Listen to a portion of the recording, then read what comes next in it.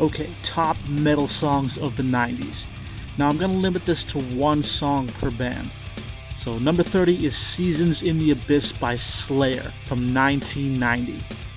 It has a clever intro that perfectly blends heavy power chords and creepy melodic overtones. It's got a main riff that has turbulent rhythms and short, violent chord progressions, and a chorus of descending power chords topped with satisfying drum rolls.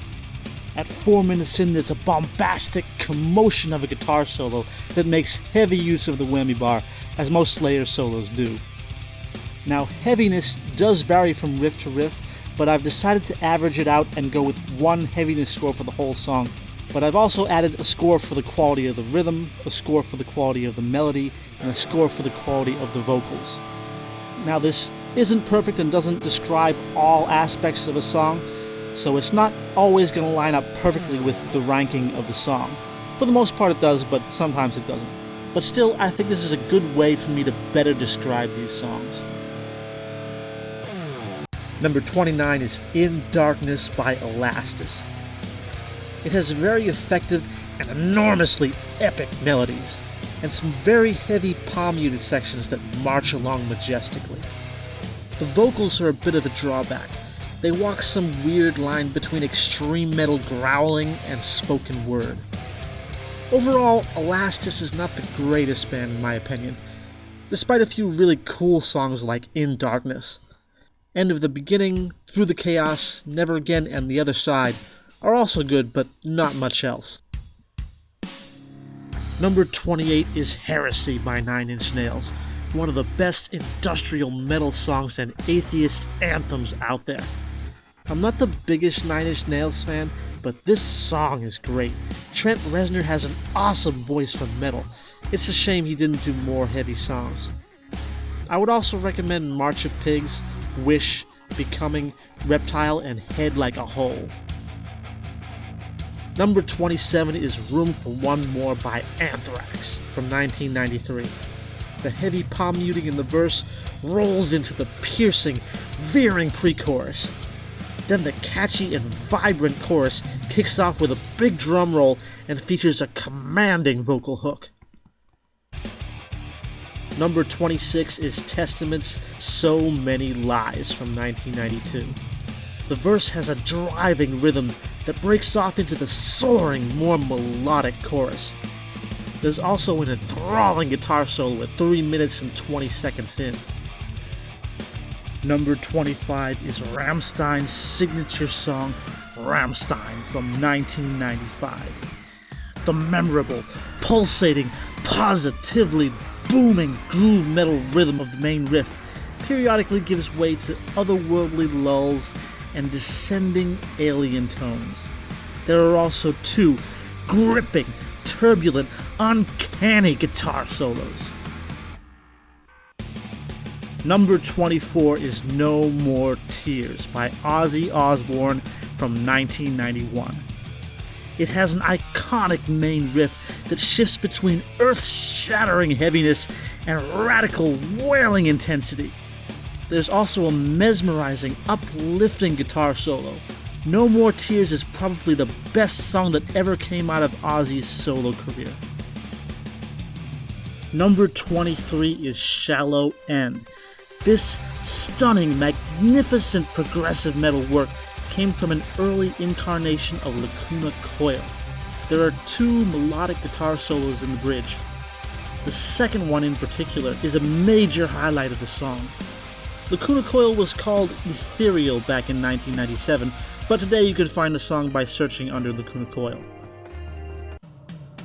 Number 22 is Planets Collide by Crowbar from 1998. This melodic doom metal masterpiece is a surprising anomaly from a mediocre band.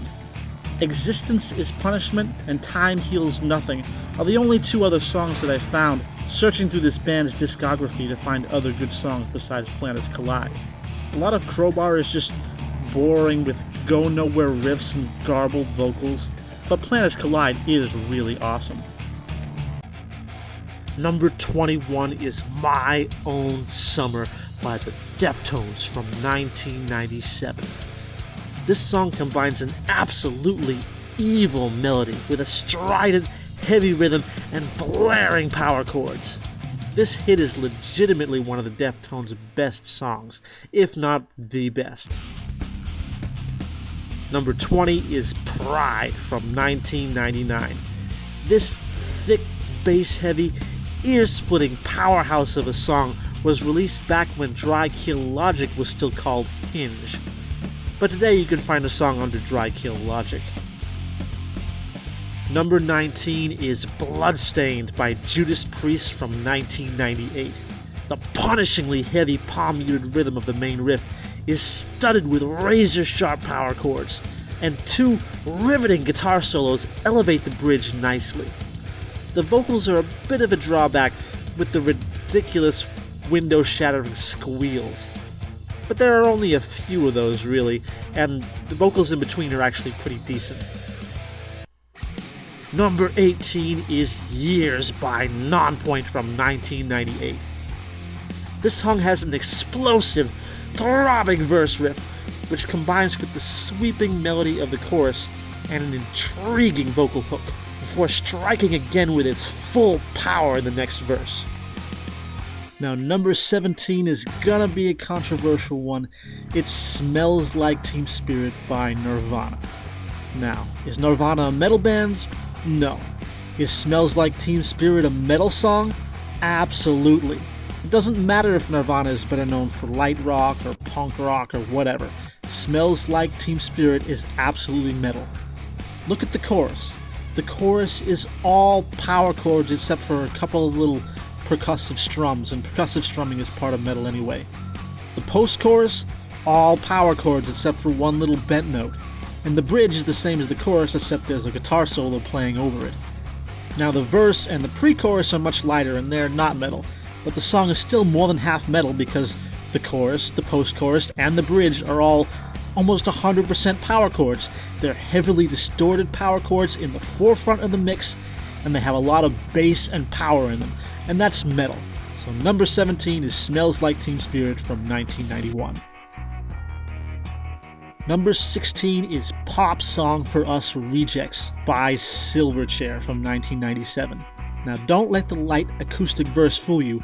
When you get into the chorus, it roars and resonates with massively heavy power chords, and the finale picks it up a bit with the rhythm in the last minute, along with fearsome vocal outbursts. Number 15 is Beautiful by Creed from 1999. The subtle melody of the verse sets you up to get your face blasted off with the atomic, blaring guitar tone of the chorus, before waking the dead with the earth-shaking post-chorus palm muting. Now, I'm not a huge Creed fan. The only other songs that I would recommend would be maybe Say I, What If, and I guess Take Me Higher is a cool rock song. Other than that, not too much from Creed, but Beautiful is an awesome metal song.